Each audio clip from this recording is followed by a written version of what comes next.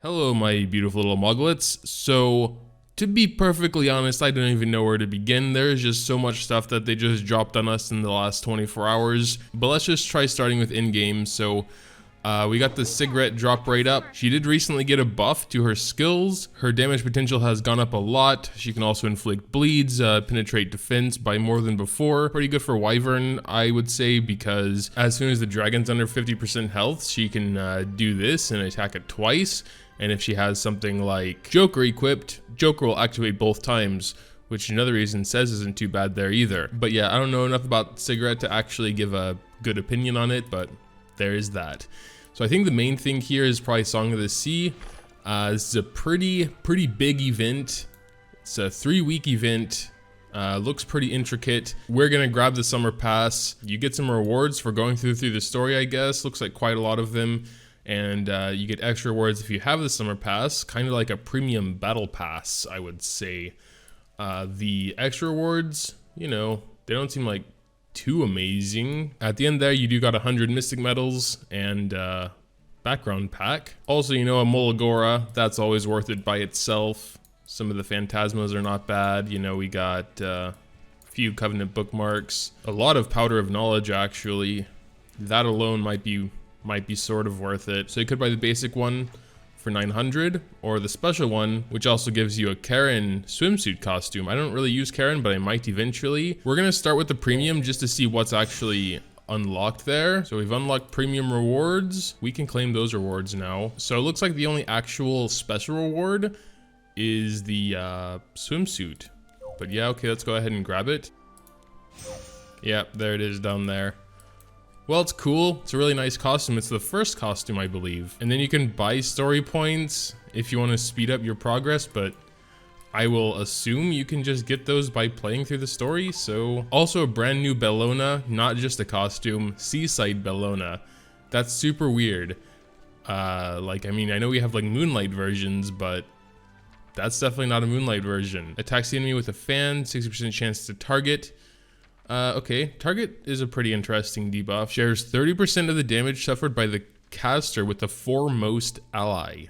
What? I guess that means with the front one, so the place you'd usually place your tank. When more than one damage sharing effect is granted, only the strongest effect is applied. So I guess if they also have Arius, maybe only the 30% would apply. You get 1 focus when an ally is attacked. When an ally is attacked and the caster's stacked focus is 5, loses all focus and activates You're Not Cute. And then You're Not Cute will attack all enemies with a fan with a 50% chance to decrease defense for 2 turns. Okay, so that's kind of weird. You're Not Cute is actually a completely separate skill, because her last skill is called Haven't I Warned You. You get 3 focus here and you get 3 souls. There's an 85% chance to make them unable to be buffed and unhealable for 2 turns. Damage dealt increases with a critical hit. So yeah, it looks like her skill 3 just has a 20% crit damage multiplier on it.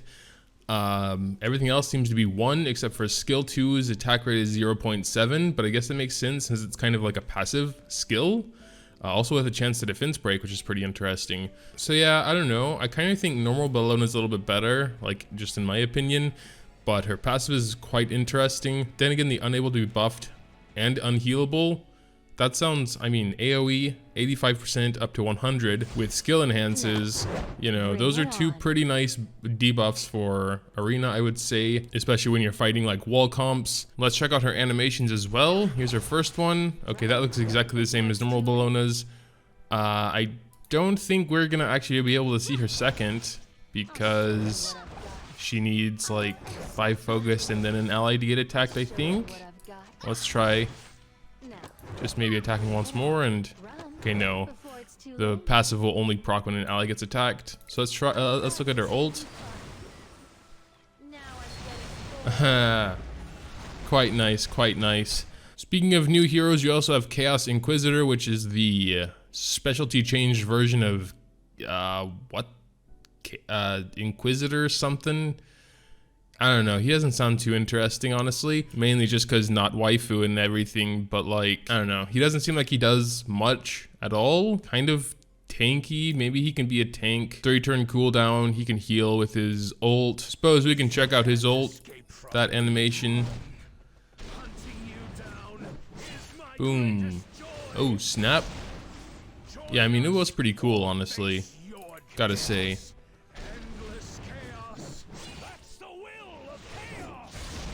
Yeah, it's quite nice. But yeah, I mean, from the patch notes, it plays pretty much like a normal side story. This is the area we get now. We'll get another one next week and then another one the week after that. There are some special-ish requirements. Nothing we haven't really seen before, but like, you know, getting a certain amount of like currency in some of the stages to unlock some of the others, killing a certain amount of enemies to move on, etc., etc. There is an underwater stage, I believe stage 7, where it looks like we'll have some sort of air bubble. It doesn't say much more about that, but maybe you have a certain amount of turns to beat it. We also have a new event artifact, Rainbow Scale. We might be able to max this one out with the event, you know, 10% effect resistance and effectiveness of all allies. I guess it's all right when you don't know what to put on like your 4th unit or whatever. It doesn't seem to have a class restriction, so you know, guess it depends on the team, you know. If you have a bunch of dudes that need to get debuffs landed, then might be pretty decent, you know. It's total of 40% effectiveness, and then the effect resistance, I guess, is going to be a bit of a little bonus there as well. Yeah, we can see here the difference between the summer passes is the swimsuit skin. Here we can see the Karen swimsuit in action. It's quite nice. Glad they also animated it. Suppose I could actually just stay in the game since all this stuff is already in there anyway. We also have a challenge. Haughty Tailor, I guess. Main important thing, what's the artifact do? As health decreases, evasion and defense increase by up to 20%. Ew. Dude, can you imagine that on Violet? Oh my god. 40% at max. Dude, that's kind of crazy. God. Well, we are going to jump back to the patch note because we can't see this dude's rune enhance results outside of this. Effectiveness. I don't know what skill effect really means in this. Maybe for heavy strikes, since there's a 35% chance each to dispel 2 buffs. Combat readiness by 20%. What? Wouldn't know where he gets that combat readiness, but okay. Damage 5. So damage dealt by Preach by 12. Health recovered by Preach increases health overall. And then the chance for Preach to activate Heavy Strike is 20 and 30, so if that stacks up together, it's 100, which, you know, is pretty good, I guess. As long as they're buffed, he'll do like 2 attacks. Overall, though, I think he's kind of boring. Might be some things you can do with him. The creative players out there, maybe. We also got something else pretty neat, which is like an Abyss guide. We can see the statistics here about which units they used to clear a certain floor. So on this floor, Big Dizzy picks. In fact, I have all here except Tamarin. And the team they used, probably there's Tamarin. Oh, well, so 8.5 used this and beat it. Soul I don't have raised, but still. Dizzy, Angelica, Luna, and a filler it looks like for the most part. And someone swapped out Angelica for Tamarin there. Even these 0.25s, at least one person has done it, you know? So all of that was just part 1 of the update. Now we have part 2. Hopefully it's not as long because I'm already getting a little bit overwhelmed. We have something called the Manage Equipment function, which I actually hadn't even heard about. I think I only skimmed through part 1, to be honest. The Equipment Management function allows players to preview changes that would be made if equipping OMG. I want to go try that immediately. Manage equipment. Oh, dude, that's awesome. Seriously, that's really, really cool if it works how I think it does. Oh, dude, thank you. I don't even really care about like the free gear removal stuff anymore as long as we have this so I can see exactly. Thank you. Jesus Christ. Wait. I want to go do that immediately. So this is all the equipment I have. You can see who it's actually equipped to with the little icon as well. Doing this is like temporarily equipping the equipment. Yes, temporarily equipping. It's not actually equipped. You can simulate the type of change your hero will undergo if they equip this equipment. Simulate, what does that mean? Well, anyway, you can compare and analyze stats here. Don't have to worry about unequipped costs. Yeah, that's true. So when I'm in a bit of a rush, sometimes I'll just slap together and then notice, oh wait, that boot would have been better, honestly, and then I have to pay the price. But now I can set it up exactly how I want to and then equip it for real. Okay, so we also have a new type of sorting. Oh, thank you. I was looking for this. You can also see the main stat. Thank you. All right, so yeah, that's really cool. Looking for the crit set, you know, let's say we're looking for a good boot, you know? We want to boot on the crit set with main set speed, with crit chance, and let's say crit damage. So these are the 4 boots I have that meets all these criteria. Speed, crit chance. Okay, it looks like crit chance or crit damage because this one only has crit chance on it. Here we got crit chance, speed on the crit set. Yeah, I really like this sorting a lot better. I hope that sorting is actually everywhere, honestly, and not just here, but regardless, it's still cool. So I'm just throwing like completely random stuff on her just to kind of see how it works. So now we can see her like final stats. So all in all, she's more tanky, but less damage, which I don't like. So also like no sets going on there at all. Literally 0 sets.